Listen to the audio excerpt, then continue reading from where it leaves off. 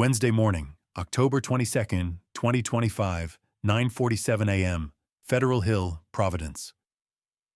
Officer Maria Esposito, 12 years on the force, mother of two, was working radar on Atwells Avenue when a white 2025 Bentley Bentayga, flying the temporary Massachusetts plate CP1, blew past her at 58 in a 25 zone. She hit the lights, pulled it over outside De Pasquale Plaza, and walked up to the driver's window. The window lowered with an electric whisper. Inside sat Catherine Pemberton, 48 years old, wife of tech billionaire Alexander Pemberton, net worth $1.4 billion. Chanel boucle jacket in ivory tweed, $9,800, matching skirt, $4,200, diamond necklace that looked like a handful of ice, 28 carats total, $1.8 million. On the passenger seat, Hermes Kelly Sellier, 25, in black alligator with gold hardware, $20,000 on a slow day. Sunglasses, Cartier Panthère, another $38,000. Officer Esposito started the usual script. "Ma'am, do you know why I—" Catherine cut her off, phone already to her ear. "Do you have any idea who my husband is? Alexander Pemberton? Pemberton Capital? He practically owns half this state. You're making a very big mistake." Maria stayed calm. "License and registration, please." Catherine laughed, a short, sharp sound. "I don't think you heard me, sweetheart. My husband had dinner with your mayor last week. One call and you'll be writing parking tickets in Johnston for the rest of your life." She actually dialed, put it on speaker. Voicemail. She tossed the phone onto the Birkin like it was a $12 purse from Target. Officer Esposito sighed, pulled out the citation book. Catherine rolled her eyes, hit the gas, and tried to pull away, while Maria was still halfway through the window. That's when the cuffs came out. Before we go any further into what happened when Catherine Pemberton walked into Judge Caprio's courtroom, still wearing the same Chanel suit and the same attitude, do me a favor. If you believe nobody is above the law, not even billionaires' wives, hit that subscribe button and smash the like. We're a brand new channel bringing you the real Providence justice moments the world needs right now. Every subscription keeps these stories coming. 2 hours later, Providence Municipal Court, Courtroom 1. The gallery was packed. Word travels fast when a billionaire's wife gets arrested for assault on an officer, reckless driving, and attempting to flee. Catherine strode in like it was Fashion Week. Heels clicking, $1 and $200 Louboutin Pigalle 120s.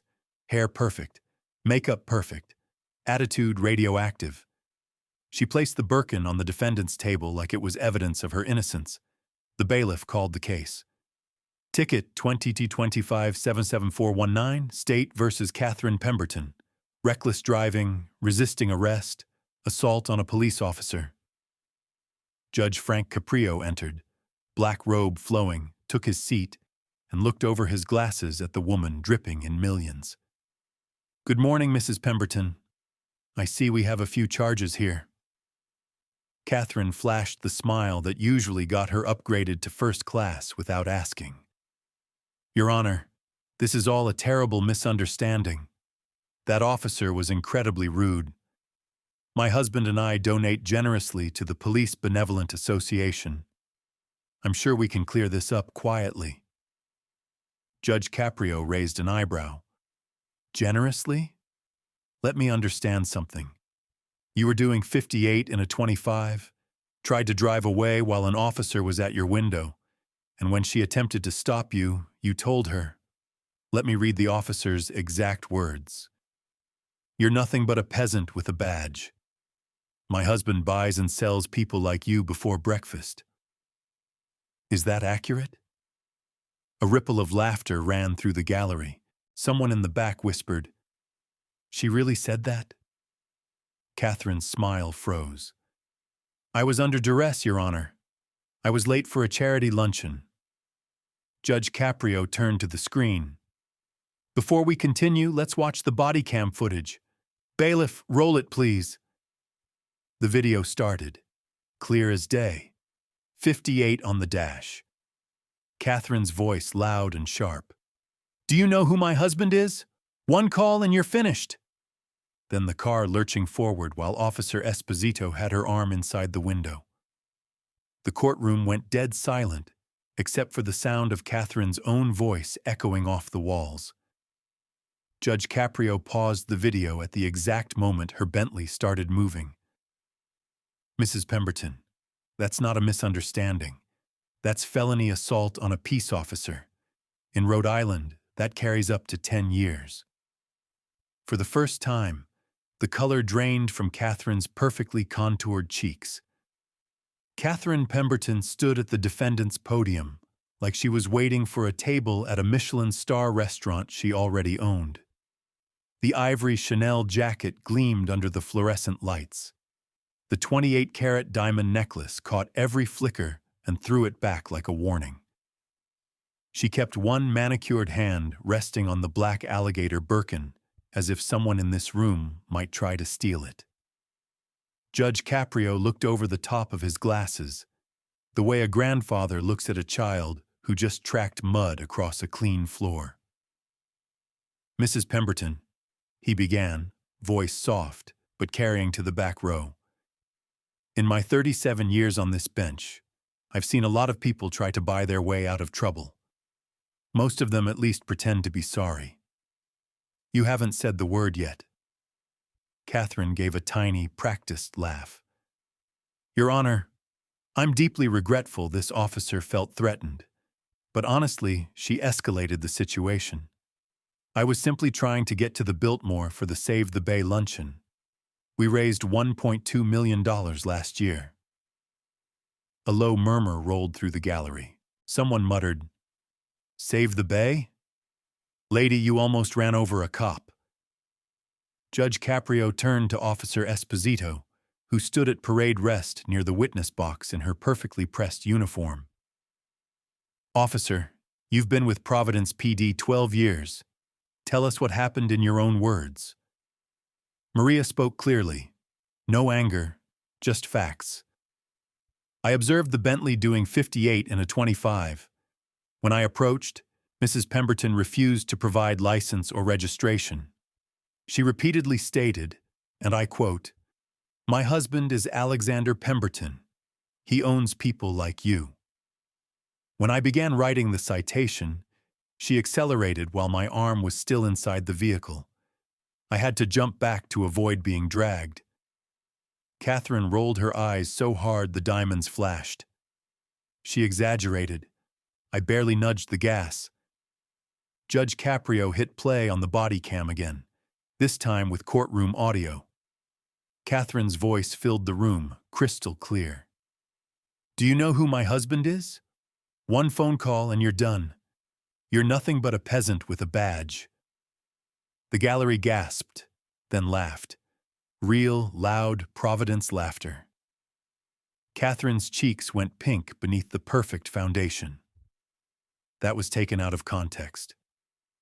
Context? Judge Caprio said. Let me understand something. You were going 33 miles over the limit on a street where children walk to school. You endangered an officer doing her job. And your defense is... context? He pulled a printout from the file. This isn't your first time, Mrs. Pemberton. March 2024, 72 and a 35 on Hope Street, reduced to a parking ticket. September 2024, ran a red light on Wickenden. Case dismissed after a campaign donation to the police fund. December 2024, parking in a handicapped spot at the Providence Place Mall because, and I'm reading your email to the tow company, handicapped people can walk the extra 20 feet. Catherine opened her mouth, closed it, opened it again. Those were administrative errors.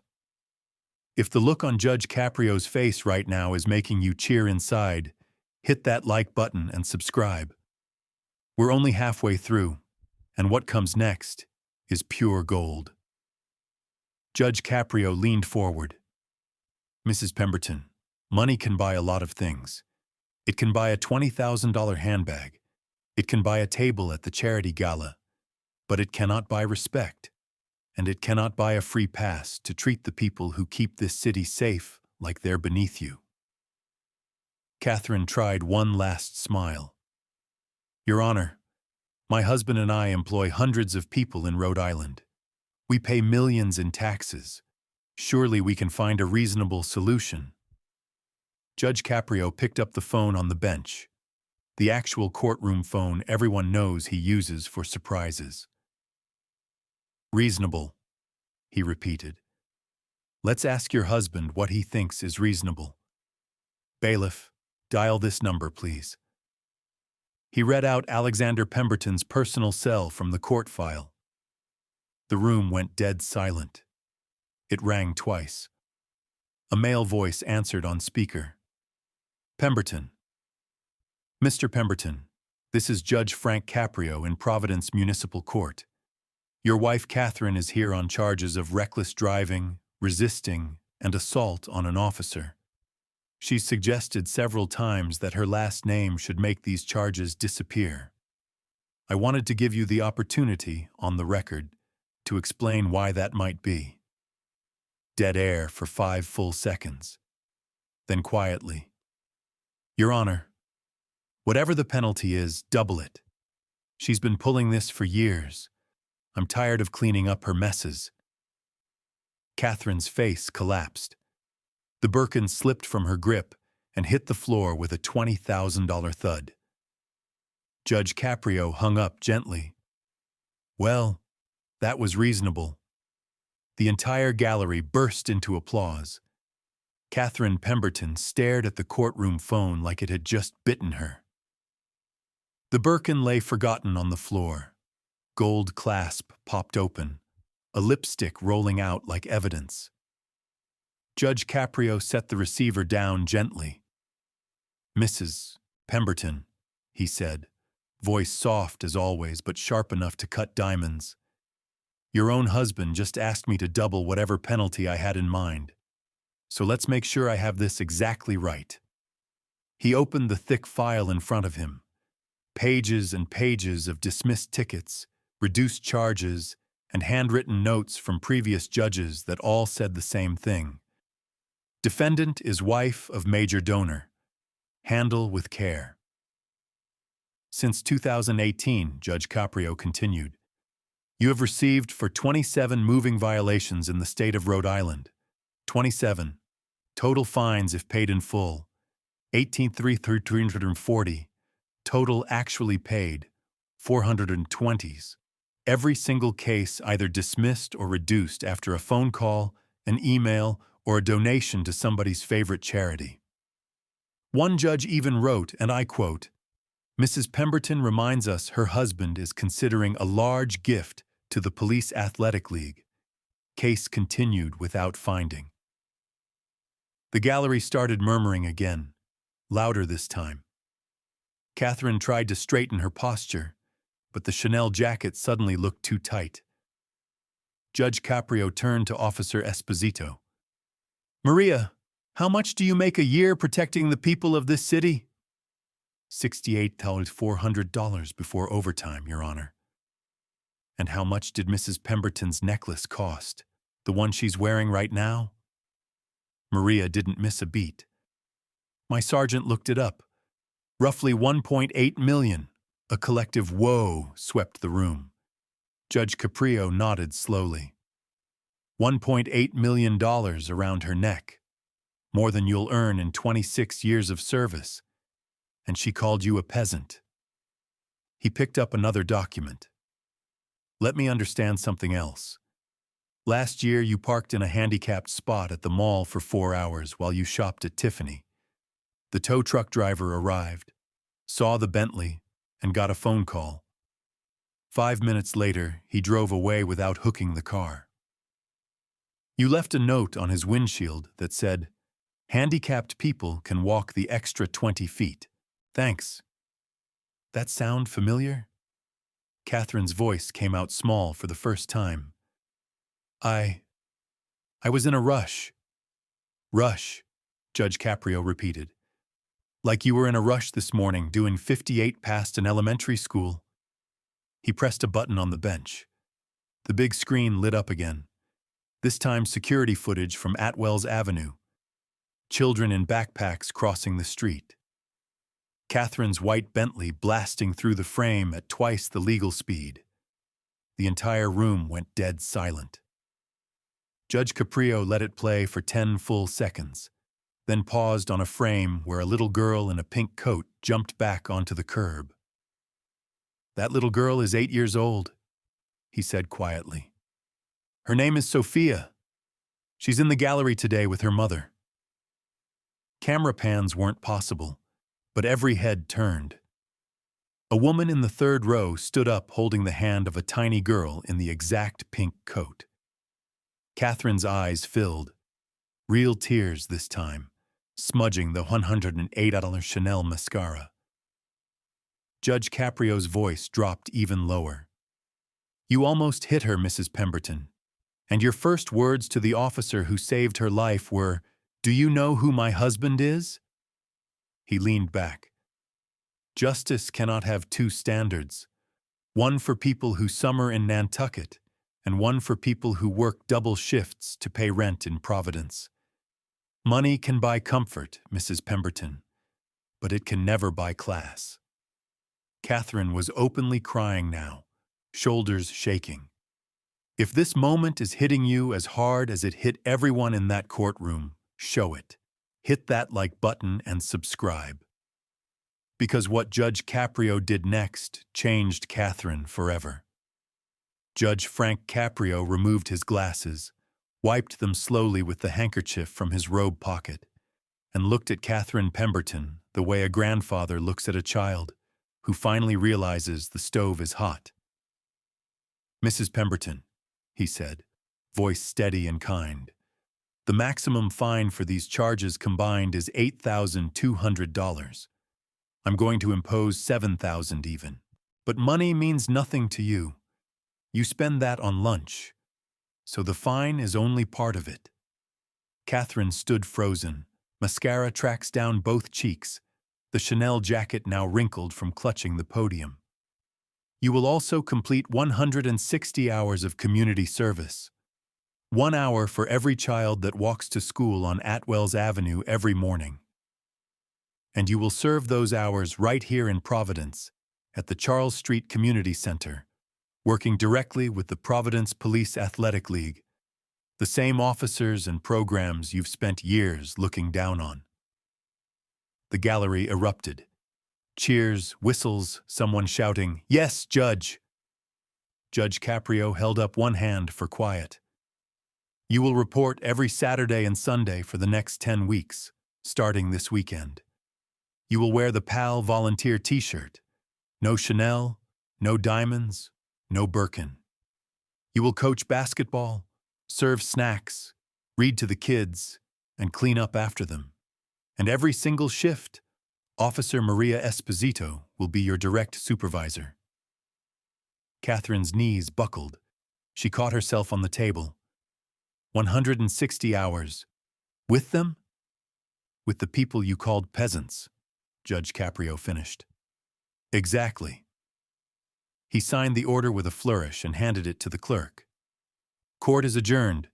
Mrs. Pemberton, welcome to the real Providence." 10 weeks later, January 18th, 2026.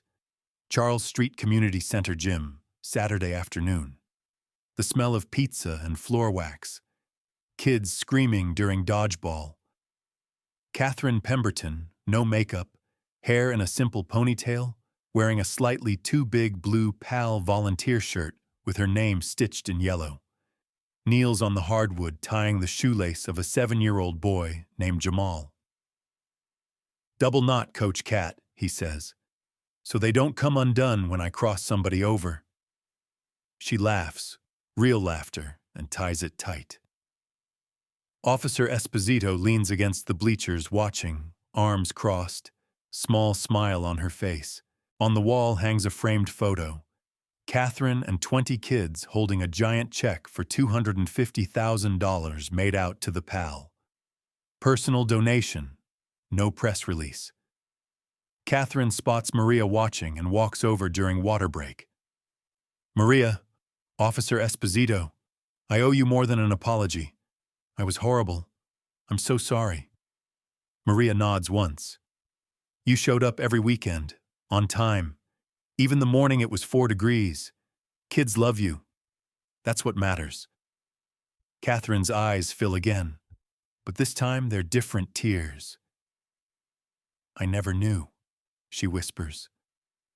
I never actually knew what it felt like to be needed for who I am, not what I own.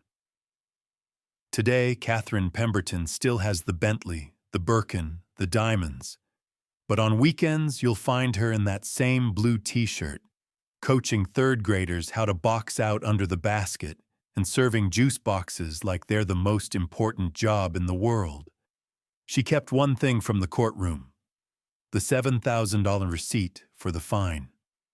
It's framed in her closet, right next to the PAL volunteer shirt she refuses to wash because the kids signed it in permanent marker.